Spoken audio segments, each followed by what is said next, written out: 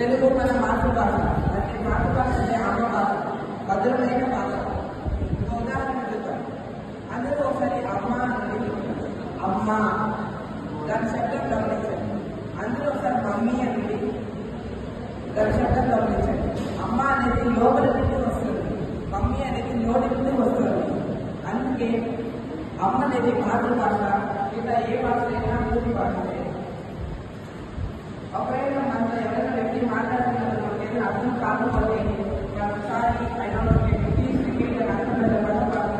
అదే తెలుగులో ఏంటి అంటే చాలు ఇతర వ్యక్తి అర్థం చేసుకొని మనకు మళ్ళీ చెప్తారు. అందుకే శ్రీకృష్ణదేవరాయలు అప్పట్లోని దేశ భాషలను తెలుగు లెస్స అని చెప్పారు.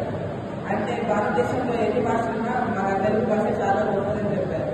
అలాగే మన ప్రపంచంలో ఎంతో మంది వర్తకులు తెలుగు ఇష్టాన్ని అంతా ఈజీగా